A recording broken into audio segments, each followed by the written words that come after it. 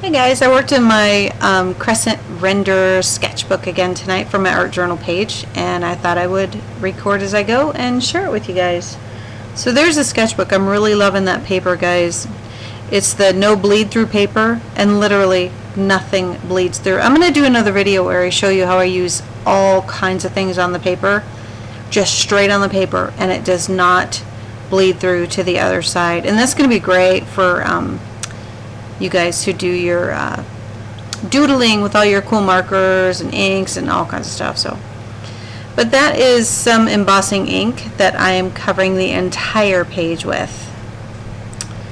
And then I'm using my clear embossing powder that I love and adore because I knew I wanted to play with alcohol inks, and yes, it's messy.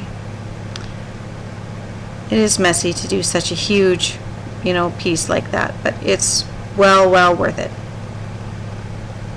So, and you can still save it, so I didn't waste that much. Just a little. Don't panic. It was just a little. I scraped most of it back into the container. So, and then I heat set it, and I left this in here so you can kind of see for you newbies if you want to know, oh my gosh, it's changing. What is happening? And it'll turn, it's a clear embossing powder, so it'll just turn, kind of grayish looking. It doesn't matter what color it is because we're going to color it up ourselves.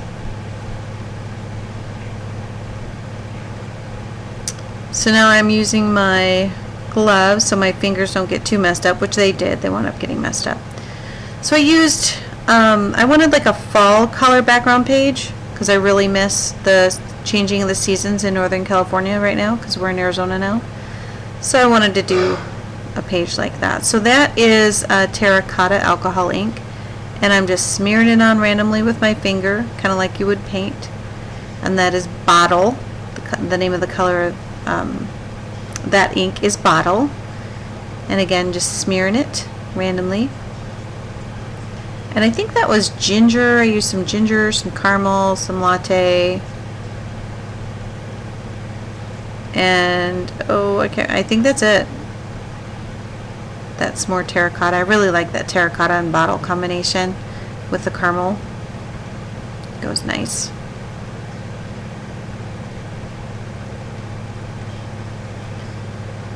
So I'm just mixing it together, and it dries pretty quick. It's alcohol ink. That's kind of how that stuff works. So I want the colors to blend a little, but I don't want to create mud. So if I pour the blending solution, which is what that liquid is right there, if I pour the blending solution right on there, it's going to mix it all together. It might turn out cool, but I wanted them kind of separated and then just blended together at their lines where they touch. So I spent some time just blotting it on with the felt tip and the tool, the blending tool. And it gives us some really cool interest in texture there too when you dab it on like that. So now that's all dabbed on, I've done this technique many times. It's my favorite. So once you get your alcohol ink on your embossing powder, then what you do is you heat it up. And hopefully you guys can see. I know my camera keeps focusing in and out. I can't do anything about that, guys, so I'm sorry. It's not your eyes. Your eyes aren't blurry. It's the focusing in and out and then speeding it up that's doing that. But hopefully you guys can see what's happening to the ink there. It's all shiny, but it's soaking into the embossing powder, and it's getting a little bubbly, and it's blending even better. So it's just a really cool look that it gets. I love using alcohol ink with the embossing powder. It's unique. You can never get the same thing twice. No matter how hard you try, you'll never duplicate it 100%. And that's one of the things I love about it. So here's what I'm doing, is using the gold mixative, and you have to shake that up really good. And a little bit goes a really long way with this. So I used the blending solution and just dabbed it in my Harlequin stencil. And I'll tell you what, I want to stencil with alcohol ink all the time now because it takes a long time to clean your stencils when you paint with them or ink. It's difficult to get them clean. Wait till you see how easy this is. So it's kind of hard to see, but there's, really pretty gold shimmery Harlequin stamp or stencil on there. So watch how easy this cleans up, guys, especially compared to paint. So you need the 91% alcohol, rubbing alcohol, for this to work. If you're using anything less than 91%, it is not going to clean up like this. So if you're wondering why isn't it working, you gotta have the 91%. So look at that, for real. Look how quick that cleaned up. I loved it. So, and I cleaned it with water as well, you know, to get the rubbing alcohol off. So I don't want it to mix with anything else that I use on that stencil next. But how easy was that? I wish cleaning off paints and inks was that easy, like archival ink and stuff. So hopefully you can see the Harlequin thing on there. And then after you do the gold mixative, you also got to reheat it again. And when you reheat it again, the mixative kind of blends in with the colors too. And it's really cool. So those are vellum pieces. It's just vellum paper, and I tore it into brick shapes. I have a stencil for bricks about that same size, but I wanted a lot more interest and depth and texture to this page. So yeah, I decided after I ripped them to emboss them all as well. It took a little bit of time. I would think that it would have been easier if I would have taken the whole vellum paper, embossed the whole darn thing, and then tore it. But, you know, if you guys decide to do that, you might want to do that. Emboss the whole, you know, the small sheet of paper, and then tear it. Because this was, you know, they're kind of hard to handle. When you heat them up with the heat gun, they blow. You know, they all blow around. So it took some time. It still went very quick, but hindsight was just saying, it would have been easier to do the whole page and then rip it into my pieces. So save you guys some time if you decide to use this technique to make bricks on your art journal pages or canvases or whatever you'd like. So, and there I'm using black and currant, I believe.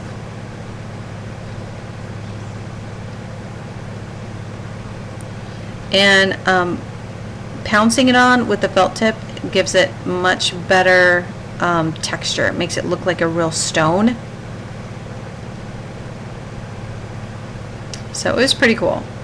So you just kind of pounce it on. You use the blending solution too, if you want. I liked how dark it was. It was a nice contrast.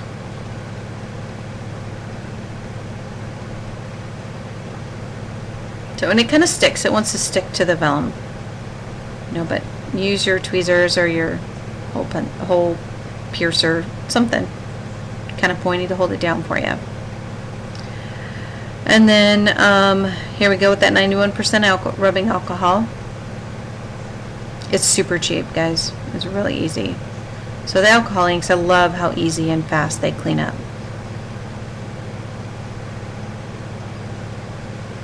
So, oh, that focusing in and out, guys. I'm sorry. I know that's got to be bothering your eyes. It bothers mine, but I can't fix that. I do my videos with a little bloggy, and that's my only option for right now, but hopefully in the future I can get a better, more up-to-date video camera to do this. So I heat set all those just like I did with the page, and then arrange them on the page where I wanted them. You got to reheat it every time you add ink to your embossing powder pieces, you know, your embossed pieces. You got to heat it back up so that the ink soaks into the embossing powder and it all kind of reactivates and becomes one. I'm using that super tacky glue. You know, I would use a really good tacky glue for this, because you're gluing on embossing powder is kind of hard. I wish I wouldn't have done this piece, but I wanted to leave it in here just to show you guys that, you know, for your art journals and things like that, get your punches out and punch them and slap them on your page. Paint them, slap them on your page, and use them up. So if you're not already, but the idea behind this when I first did it was to have it look like vines. It didn't work out like I wanted, and most of it wound up getting covered up, but I painted it with the Lumiere paint, which went nice with the shiny background that I had going. And then that is a Martha Stewart glue pen. I love those. I just glued it on there.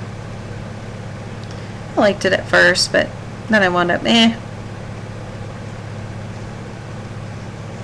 It's okay. It's my art journal. It doesn't have to be perfect. I don't have to love every single thing I do in it. That's why I love doing art journaling.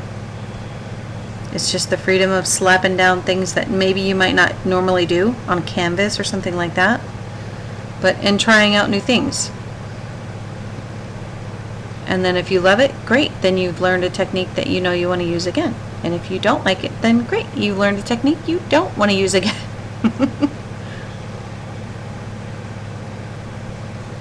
And there's that glue pen again. It's a handy little thing to have in your stash for those intricate things that you need to glue down.